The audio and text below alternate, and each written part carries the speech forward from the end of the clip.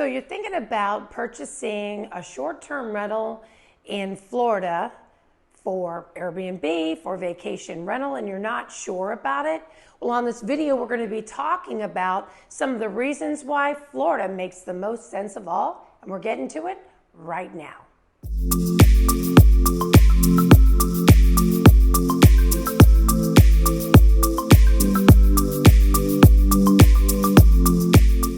My name is June Kranick, and on this channel we do videos every single week of what it's like to live, to work, to invest, all things as it's related to Orlando and Florida in general. So if you're thinking about moving to Orlando or Central Florida, well then send us a text, give us a call, send us an email, however you wish to connect, because we got you covered when it comes to moving to Orlando or Central Florida.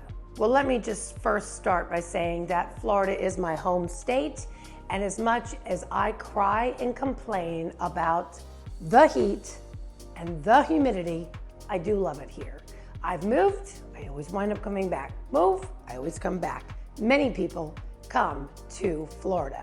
So, some stats, over 131 million people last year visited the state of Florida, even though there was still a pandemic, even though whatever was going on in the economy, whatever's going on, people fled to Florida. Not just Orlando, but Florida in general. And in fact, in the first quarter, let me look at this, in Q1, January through March, how many? 36 million people came to the state of Florida, which was up 14% from the year prior. So it is one of those states, I'm not sure if it's the top state in the United States, but if it's not the top state, it's one of the top states that is visited, that is a tourist destination, bar none. And what's interesting about Florida is that there's a lot here. Of course, Orlando, we kind of have the monopoly, if you will, on theme parks, which we'll get to later on. But the state of Florida, I have some fun facts for you, has the longest coastline in the United States. It is 197 statute miles. Statute means linear measure. I did have to look that up. In the contiguous United States, with 825 miles of accessible beaches to enjoy. And what's interesting, we're the only state in the union that borders both the Atlantic Ocean and the Gulf of Mexico. And they're so different. On one side of the state, you have the Gulf of Mexico, which is one kind of coastline, and then you go to the Atlantic side, it's a completely different type of coastline. So that is what makes us unique. We are known, we're obviously a peninsula. Some conspiracy theorists say that we will break off and fall into the water, but I think that's going to be hundreds of years from now, when we're all just a thought. So we don't have to worry about that right now. So in this state, wherever you are in the state of Florida, you are no more than 60 miles from the nearest body of saltwater ocean. So I thought that was super cool too. So you drive one way, 60 miles. Well, it says saltwater, I shouldn't say ocean. So you're no more than 60 miles from the nearest body of saltwater. So yes, so if you like saltwater, come on down. So this is the reason why purchasing a short-term rental in Florida in general, not just Orlando and Central Florida, but Florida in general, makes a lot of sense. And I've encouraged some of my clients, hey, Orlando's great. Orlando is the mecca for short-term rentals. It's the mecca for tourism. I know for many, many years we were the #1 tourist destination in the world, bar none. And I think we still are. I know over 100 million people visited here last year. That is a big, big number. But now we have the short-term rentals to reflect that. We have over 100,000 short-term rental properties in Orlando and Central Florida. So what I started to do is let's look outside of just Orlando and let's check out the state of Florida as well. So let's first of all talk about the beaches. Now, I love Hawaii. It is probably to date my favorite vacation I've ever been on. And there is just, like I always say, if you're an atheist, go to Hawaii because you will believe in God. It is the most amazing place. However, Florida still has some beautiful beaches that I don't have to fly 14 hours to get to. So let's talk about the beaches in Florida. We have so many amazing beaches, too many to name. So I'm gonna do the top 13. Well, yes, top 13. So number one, ironically enough, and sadly enough, was Sanibel Island. And I hate to say that because it's probably gonna be a little while. So yeah. And I'm very sorry to anybody who was affected by Hurricane Ian. So not a joking matter at all. So I put Destin next to that because Destin is an amazing beach. Second, number two, Clearwater Beach, my hometown. Beautiful beach, amazing.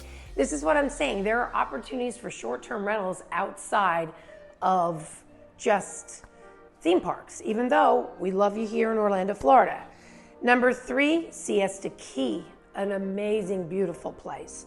Number four, Panama City Beach. It is known for tourism. Number five is Amelia Island, and really take a look. And by the way, I do have a map. I think I'm gonna go on this side because we always wind up putting maps over here. I do have a map which shows these different beaches and where they're located in the state of Florida. Number six is Naples, another one that got pummeled by Hurricane Ian. Thank you, Mother Nature. Number seven was St. George Island, which I have never been to. I'll have to put that on the bucket list. Number eight is Key West, which Key West has had its share of hurricanes, and you know what? It gets pummeled, they build it up. It gets pummeled, they build it up. So it's just one of those places. It's an amazing place. You should definitely go to Key West. Number nine, St. Petersburg, right near Clearwater Beach. St. Petersburg used to be, they've just done a revitalization over there that's unreal. So that's such a great area as well. Number 10, Marco Island. I think they got pummeled as well, unfortunately, but there's always opportunity when things like that has happened. So just keep that in mind, not to be unkind in any way or insensitive. 11, Santa Rosa Beach. Never been there either. Number 12, Fort Walton Beach, which is up there by Destin, beautiful. And number 13, Isla Morada, which is also going down to Key West. So that's just some of the beaches. So just to name a few. And my thought process was doesn't have to be on the beach. Me personally, I don't have the funds to purchase a short-term rental to put on the beach, but I have the funds for a half a mile off the beach or a mile off the beach, and then get some beach cruisers and the whole vibe. So there's a lot of opportunity for short-term rentals in the surrounding areas of beaches. Just a thought. The next thing to think about is universities. We have 81 universities in the state of Florida, but what does university bring? Brings kids, brings parents, football games, and all kinds of stuff. So I'm not gonna name the 81 of them because some of them I've never heard of, but there's some biggies. So at the top of the list, University of Florida, go Gators. I don't know if you're a Gator fan. So yeah, up there in Gainesville, and there are 8 national parks there, Ginny Springs. There's a lot going on up there, medical school, all kinds of stuff, just FYI. Florida State up in Tallahassee, so that's Seminoles. And listen, I'm not picking, I'm neutral. So not picking either one. Florida State has, and that's our capital up there in Tallahassee. University of Miami. Miami is sexy and has a great university. And of course, here in Orlando is University of Central Florida. So just giving you some ideas. We have some great universities, some well-known, nationally known universities with some great football teams, just saying. So that's just a little food for thought. The next thing, Theme parks. Well, let's say it. Orlando's got the market on that. So I'm just going to name a few theme parks because there were so many on the list that, like, you know, come on. Like, there's theme parks. Unbelievable. So we're going to go with Walt Disney World, Hollywood Studios, Universal Studios, Islands of Adventure, and of course, Epic World's coming, which that's not a bad idea to purchase a piece of property near Epic World before it opens. I think that's going to be a good one. And then Busch Gardens, which, by the way, that snuck in there. That's the only one that isn't in Orlando. Legoland, we've got SeaWorld, which also has Discovery Cove. We have Volcano Bay, Blizzard Beach, Typhoon Lagoon, Aquatica, Gatorland, need I say more, and on and on and on. We did have Holy Land, but it went bankrupt. How sad is that? So those are just in Orlando, except for Busch Gardens, just in Orlando, and I didn't even name them all. So there's a lot going on there in the state of Florida.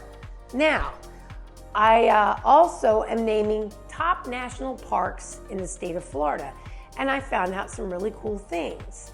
So we have some great national parks. And another thing is people actually want to camp in Florida.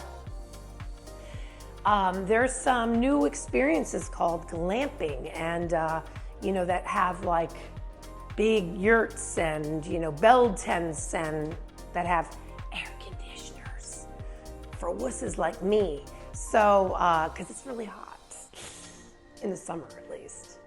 And by the way, today it is December 9th, and I think it's 80 degrees out. So if you live in Minnesota, I know you're probably saying, shut up, you should be happy. So, number one, the Everglades National Park in our beloved Everglades. Yeah, I don't know. That's one that I don't know if I would be hitting up. And in the picture you can see, it's known for its reptiles, AKA alligators. So, and Everglades are known for alligators in general. So if you dig alligators, there you go. Number two was, oh my goodness. Oh, Dry Tortugas. Wow, sorry, I can't even read my own writing. Dry Tortugas National Park in the Florida Keys. You can see the picture, it's beautiful. Each one of them, you know, my video is not long enough to go through all the things that these national parks have. Number three, Biscayne National Park, which is also in South Florida, which I believe is close to the Everglades as well. And if you've ever heard, oh, if you believe that, I'll sell you some swampland. That's where that came from, the Everglades, that area. So then there's also number four, Temecula Ecological and Historical Preserve, and that's up in Jacksonville, another national park. And by the way, these are the top 10. There were many, but these are the top. So number five is Big Cypress National Preserve, which is in Southwest Florida. And again, each one of them has kind of like what it's known for. Not enough time for all that. Then we have number six, which is the Canaveral National Seashore Park in Eastern Florida, which is Cape Canaveral, of course, where the rockets go. And right from my house, you can hear pop, and that's it, breaking through the sound barrier. So that's kind of cool.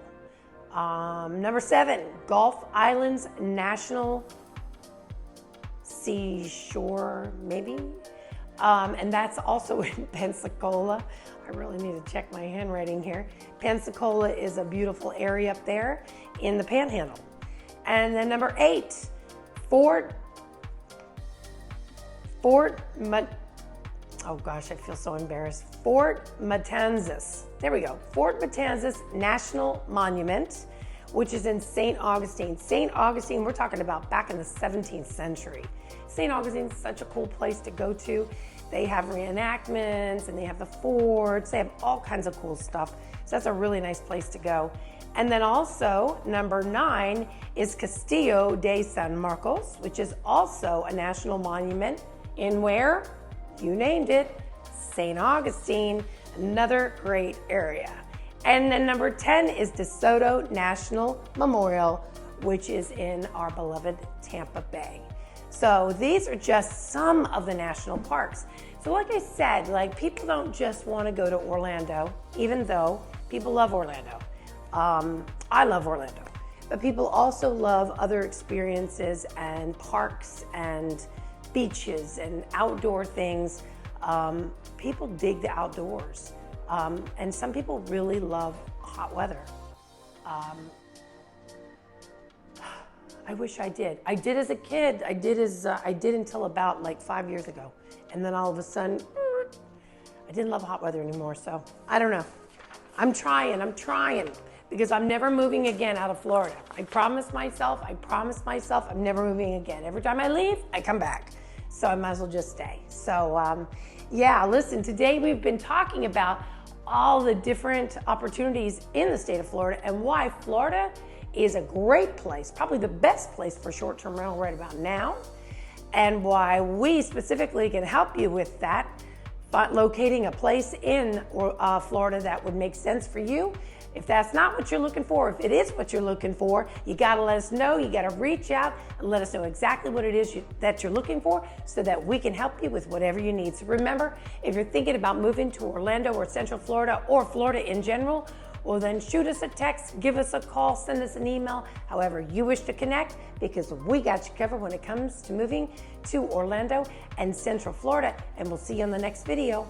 Bye for now.